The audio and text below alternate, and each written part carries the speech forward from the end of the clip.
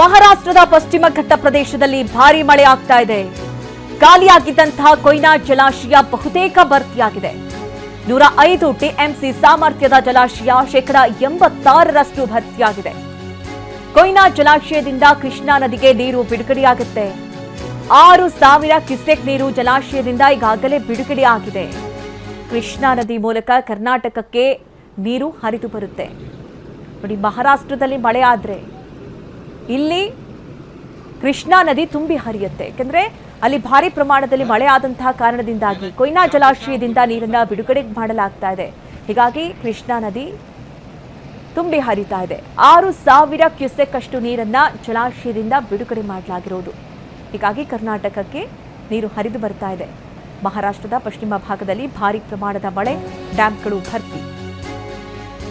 ಇನ್ನು ಯಾದಗಿರಿಯಲ್ಲಿ ಬಸವಸಾಗರ ಜಲಾಶಯ ಭರ್ತಿಯಾಗಿದೆ.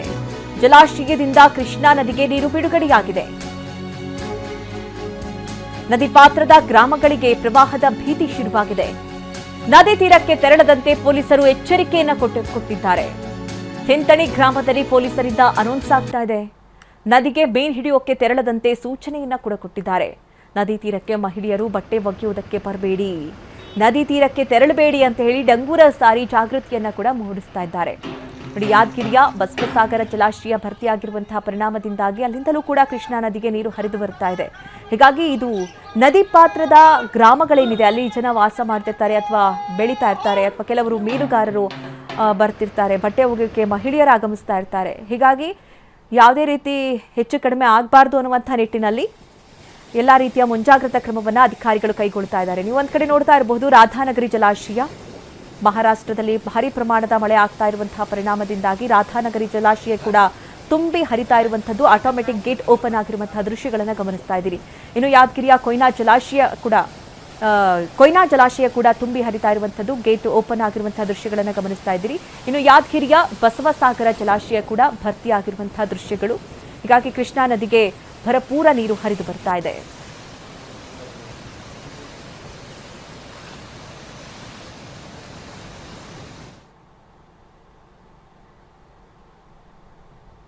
ಇನ್ನು ಕೇರಳದ ವಯನಾಡಿನಲ್ಲಿ ವರುಣಾರ್ಭಟ ಹೆಚ್ಚಾಗಿದೆ.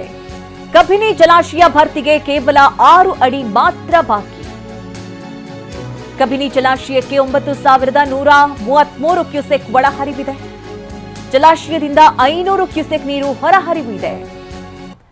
84 ಅಡಿ ಸಾಮರ್ಥ್ಯದ ಡ್ಯಾಂನಲ್ಲಿ 78.38 ಅಡಿಯಷ್ಟು ನೀರು ಸಂಗ್ರಹವಾಗಿದೆ. ನೋಡಿ, 19.52 ಟಿಎಂಸಿ ನೀರು ಸಂಗ್ರಹದ ಸಾಮರ್ಥ್ಯ ಹೊಂದಿರುವಂತಹ ಡ್ಯಾಮ್ ಇದು. ಸದ್ಯ 16.12 ಟಿಎಂಸಿ ನೀರು ಸಂಗ್ರಹವಾಗಿದೆ. ಇನ್ನೆರಡು-ಮೂರು ದಿನಗಳಲ್ಲಿ ಕಬಿನಿ ಜಲಾಶಯ ಬಹುತೇಕ ಭರ್ತಿಯಾಗುವಂತಹ ಸಾಧ್ಯತೆಗಳು ಕಂಡು ಬರ್ತಾ ಇದೆ. ನೋಡಿ, ಸುತ್ತಮುತ್ತ ಇರುವಂತಹ ರಾಜ್ಯಗಳಲ್ಲಿ ಮಳೆಯ ಪ್ರಮಾಣ ಹೆಚ್ಚಾಗ್ತಾ ಇದೆ, ಡ್ಯಾಂಗಳು ತುಂಬಿ ಹರಿತಾ ಇದೆ. ಹೀಗಾಗಿ ಅದರ ಪರಿಣಾಮ ಕರ್ನಾಟಕದ ಕೆಲ ಭಾಗದಲ್ಲೂ ಕೂಡ ಕಾಣಿಸ್ತಾ ಇದೆ. ನದಿಗಳಿಗೆ ಭಾರಿ ಪ್ರಮಾಣದ ನೀರು ಹರಿದು ಬರ್ತಾ ಇದೆ. ಹೀಗಾಗಿ ಸುತ್ತಮುತ್ತ ಇರುವಂತಹ ಗ್ರಾಮಗಳಿಗೆ ಎಚ್ಚರಿಕೆಯನ್ನು ಕೂಡ ಕೊಡಲಾಗಿದೆ. ಪ್ರವಾಹದ ಭೀತಿ ಉಂಟಾಗ್ತಾ ಇದೆ. ನೀವೀಗ ಗಮನಿಸ್ತಾ ಇರುವುದು ಕಬಿನಿ ಜಲಾಶಯ. ಕೇರಳದ ವಯನಾಡ್ನಲ್ಲಿ ವರುಣಾರ್ಭಟ ಹೆಚ್ಚಾಗಿರುವಂತಹ ಪರಿಣಾಮದಿಂದಾಗಿ ಕಬಿನಿ ಜಲಾಶಯ ಭರ್ತಿಗೆ ಇನ್ನು ಕೇವಲ 6 ಅಡಿ ಮಾತ್ರ ಬಾಕಿ ಇದೆ.